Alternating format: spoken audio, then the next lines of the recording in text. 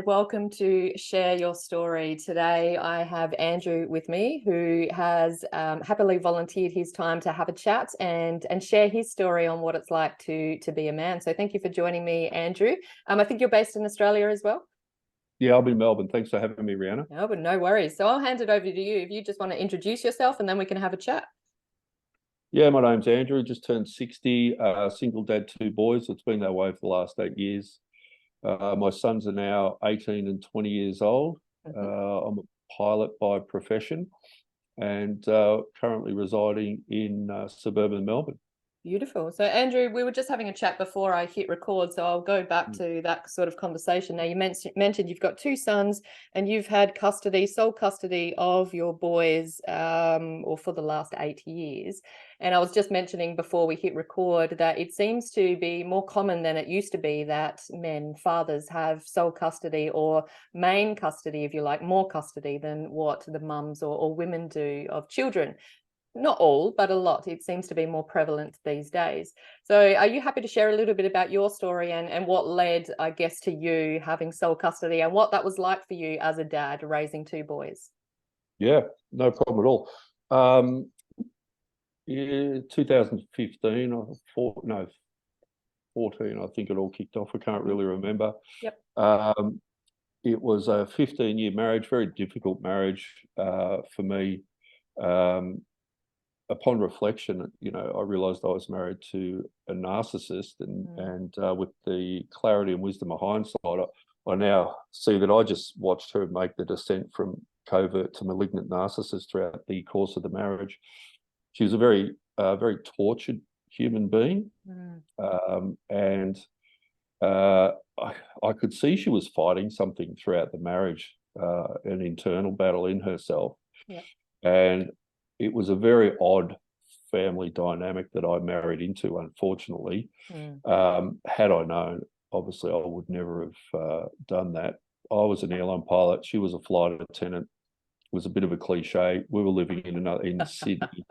Yeah. That is a cliche. Yeah, it sure is, And I got, it was my second marriage. My first one was very short. I got married late. I was like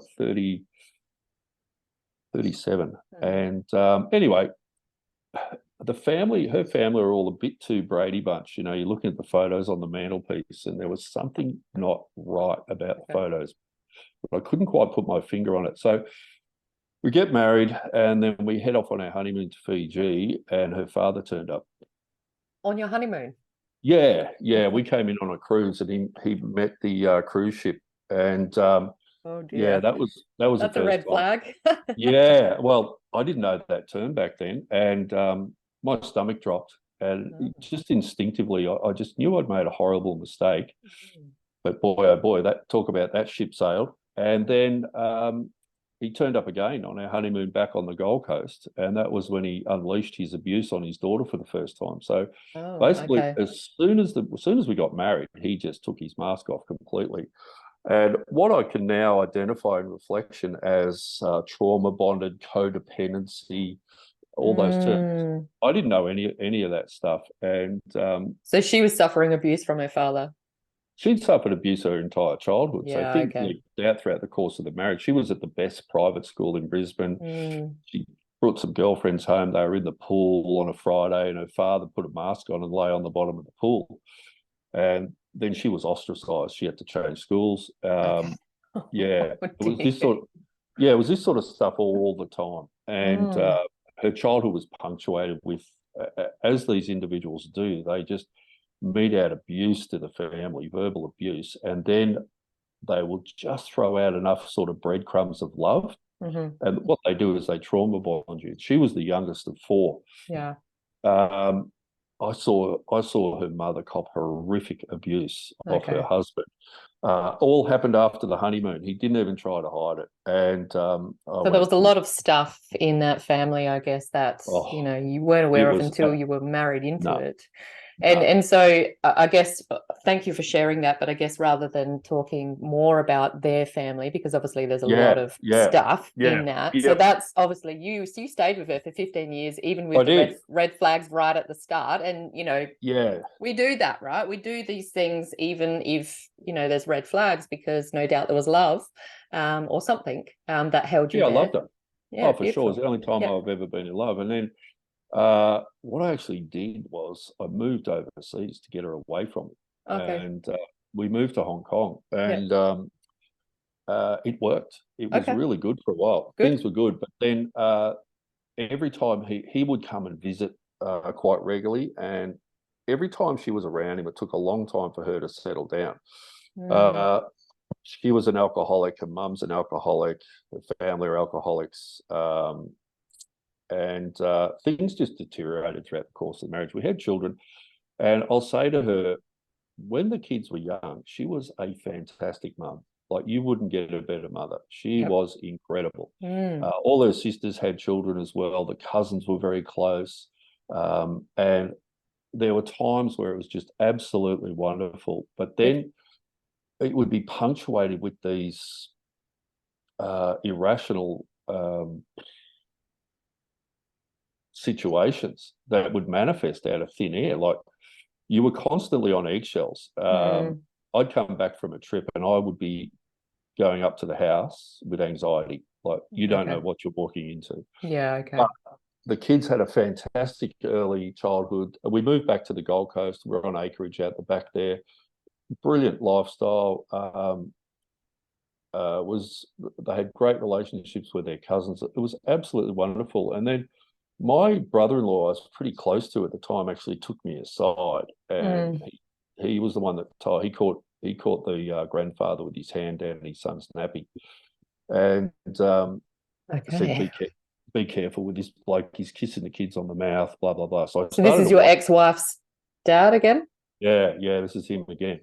And I'm like, okay, I'm sort of getting a bit of a idea what this bloke's up to. So I was watching him like a hawk, and the police called it grooming. So what they do is they kiss the kids on the mouth, they linger, but it's all very deniable. And a healthy parent sort of looks at that and says, something's not right there. I watched him sitting on the couch with my sons, and he'd rub their inner thigh up fairly high. There was all this sort of stuff. But if you raised it with the family or with my ex-wife, you got absolutely machine gun. I remember once I was overseas and she rang me. I was in Hong Kong. She was back in Brisbane, and she said, my father's going to take Jack down to his beach house for the weekend. Jack was like 14 months old. I said, that's just not going to happen. No, very young. And then it was like, what are you suggesting? What are you accusing him of? And blah, blah, blah. And I said, don't do it. So I was very careful what I said with my conduct around the family. I had a big idea what this guy was up to by this stage. And he was an interesting piece of work, that's for sure. Okay. And so I guess, with the bits in between, peppered in between, they had a good childhood, your boys, but then eventually, what caused you to eventually end the marriage? As I said, you lasted 15 years, which is still a milestone. What eventually caused you to leave the marriage? I was able to hang in there a bit. I believe it or not, I was sort of, the last 5 years of the marriage, I was thinking about getting out, but I was away a lot with work. So I'd go away for 2 weeks, come home for 2 days, go away for 10 days, be home for 1, blah, blah, blah. I was never there. And as long as I kept this bloke at a distance, but I couldn't take her anymore either. It was just, she just wore me out. And I could feel myself getting sick with depression. I was riddled with anxiety, and that affects every facet of your life. But I was really focused on raising good, healthy boys. And I just knew in my heart, I knew what to do. So I got them into sport very early, soccer, and I started them in karate. And what I wanted to do with that was they started, I think, when they were 6 with their white belts, and I forced them to go to black. It was a pretty harsh conversation to have with a 6-year-old, but I said, if you start this, you finish it. And I'm actually contemplating karate for my boys at the moment. So Yeah, soccer was unbelievable, Yeah. and karate, and obviously we're doing the surfing thing and all that sort of stuff. But uh, so I kept them really busy with that, and it was very hard to manage because she didn't really have any interest in getting them to their sporting commitments or driving them to karate. She was always trying to outsource stuff, and it was tricky. But they both got their black belts at 12, and Okay. I was able to turn around. I didn't say anything at the time, but years later, I said, right, you know what that was about? And they said, oh, getting our black belts. I said, no, this has nothing to do with that. I said, Yep. it's about discipline. Yes. And I said, take the word motivation and rip it out of the dictionary. It's the most useless adjective you'll ever hear. I said, if you've got any goals in life, discipline will take you anywhere you want to go. Mm-hmm. And so I just built on that. And I kept them really busy in sport, and Yep. academically, I wasn't too worried about their academics when they were young. They were at the local state school on the Gold Coast, which was fantastic, and I was more interested in their personal development, these young men. Yep. And it was very important that they develop as healthy young men, both physically and emotionally. Yep. And then throughout the course of the marriage, I could see a marked deterioration in their mother. And I knew she started turning on them as well. So with the gaslighting, projection, blame shifting, all these games that are played by these individuals, once she started to turn that on the boys, that was the end of it. Yeah. Okay. I was going to end that marriage from that moment, and it just took me a few years. So I'm dealing with a very, very difficult individual who was an incredible person when I met her, but sadly I just watched her make this descent, I guess. Her father had been kicked out of his marriage at this stage. It emerged that he had, teenagers, effectively. He had what, sorry? He was seeing some teenage girls. Oh, He okay. was very wealthy dude. He had them in apartments and things like that around the place. And turned out his entire 55-year marriage was a lie. And his Okay. ex-wife finally kicked him out. He had a holiday house at the Gold Coast. He moved down there, and I said, that's the end of our marriage. He's going to destroy what's left of this. And within 2 weeks, he'd done what he did in front of my sons. And Well, I mean, you can probably see why your ex-wife has some problems or issues if that's where she's come from. And until someone, decides to break the chains or to do some inner work, some inner healing work to get rid of that side of themselves, then she's just going to be playing out some sort of patterning or cycles from her family line. And that's fairly extreme what you're talking about, but it happens with all men and women, that we play out these repeating cycles and patterns in our lives until we change them.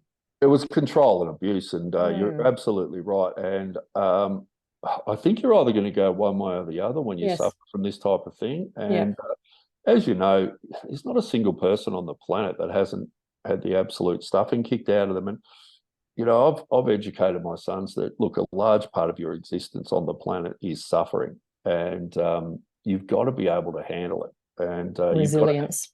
You've got to have some emotional tools in place, and that's what I taught them. That was the biggest thing, and that I knew since they were born that I had to teach them.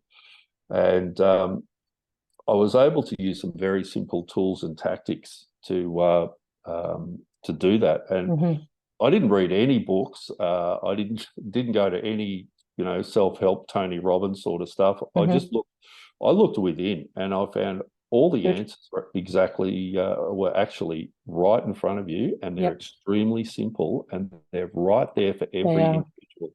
And I think we're so distracted with modern society and staring at our phones 24/7. It's a sore point for me at the moment.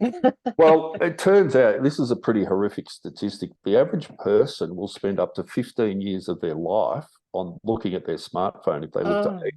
Gosh, it's a problem in society. Like, people can't walk down the street without their screen shoved in their face. No, that's right. And so what I did with my boys was went through 4 years of family court, which was quite interesting. I represented myself for a lot of it. And of course, they brought in the big guns. And I would be in family court. I think I had 14 appearances. And I would talk to the other men, and I made it a point to go up to these men and do a little survey. Hello, mate, how are you? And some of these guys had been in there for their third time. And a lot of them were completely broken. Like some had heart attacks, strokes, lives just completely. These were other men that were in the court system. Yeah. So we're all sitting out the front waiting to go in, Yeah. And so I was talking to them, and it really shone a light for me on the toll that this takes on the children. And I was very fortunate. You have the same judge all the way through in family court in Brisbane. I know it's like in other states, and he didn't like what he heard. There was it was apparent what they were doing. They were trying to protect someone and hide stuff. And I didn't even. I was going for 50-50, but I kept trying to settle. I kept trying to say, let's go to mediation. Let's settle. Don't do this, waste of time, blah, blah, blah, blah. And that's how I won, because the judge said, look, Mr.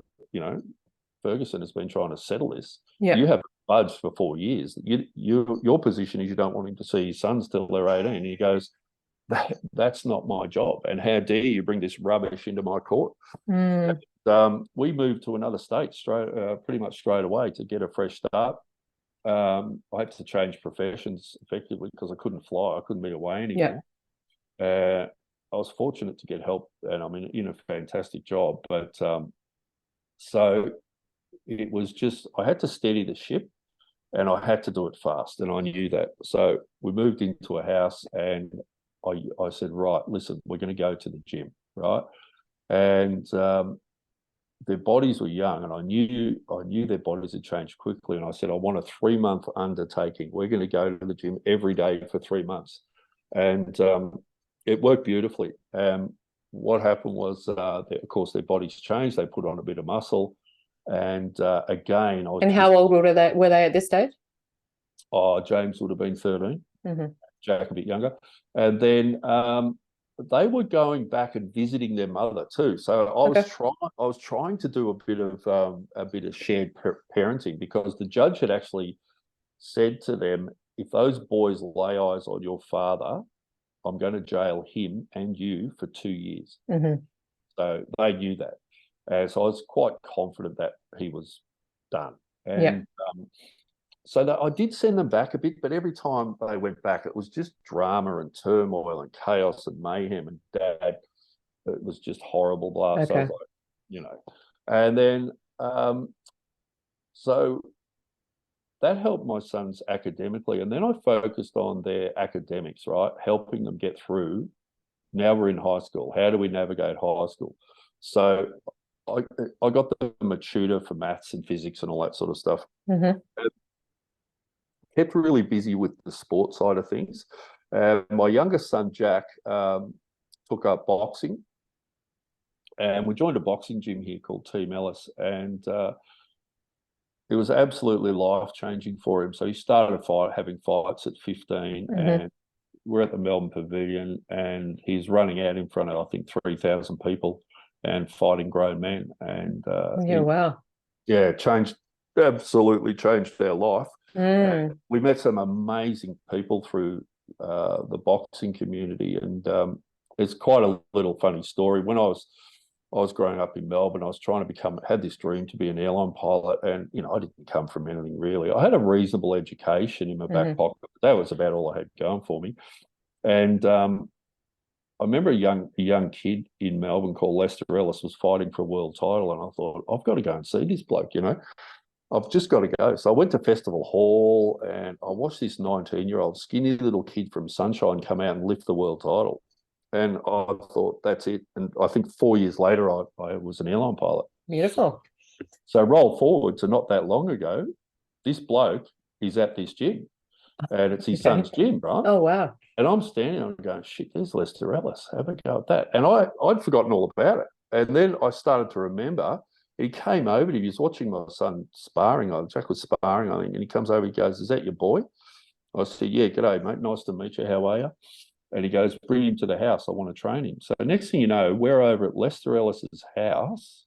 He's training my son in a ring out, and I'm sitting there remembering this story going, what a strange thing. That's a synchronicity, isn't it? It is, isn't it? And Yeah, I beautiful. told him that story, and he was really blown away. Well, Andrew, it sounds like your story is definitely a story of resilience, getting through, and of hope, because I know a lot of men I talk to and work with, don't have the outcome that you've had from the family court system. So, you sort of maintained and held your boundaries, I guess. And this is something that a lot of men need to have as well, is boundaries, and keep on, doing and heading towards what they want and what you need. And your outcome has been good in that you did get the custody of your children.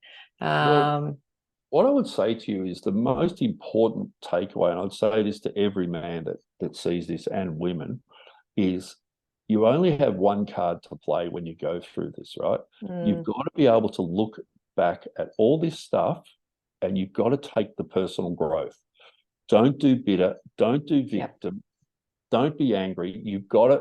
Now, that takes time to let all that settle down, but there are the best life lessons are from personal trauma, and you've got to grab them.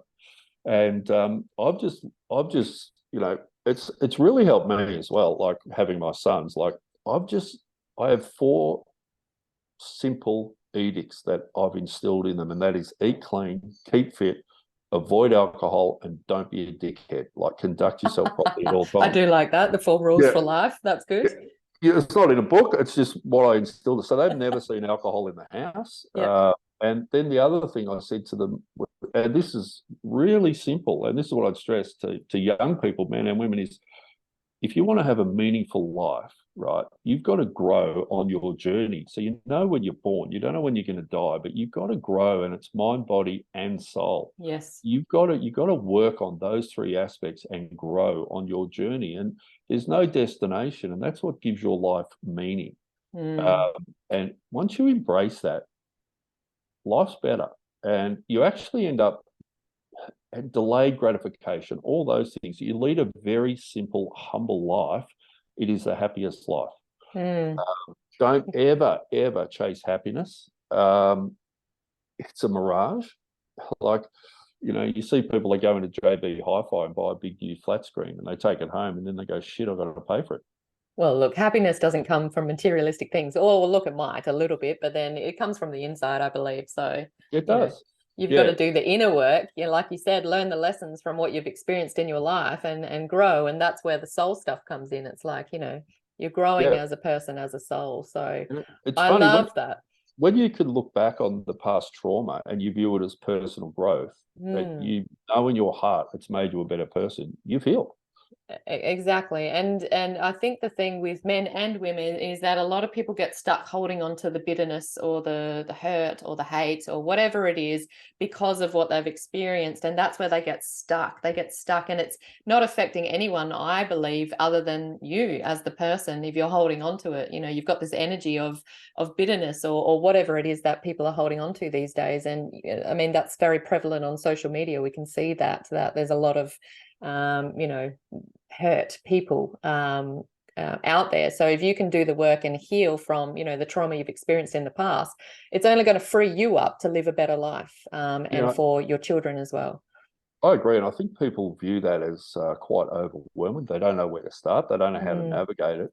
And when they think about these things, they feel anxiety immediately. They get triggered or they have PTSD or something. But if you actually turn and face things, 90% of the problems of it just sort of drop away when you face things calmly, and don't run from it. You've just got to face things calmly and rationally.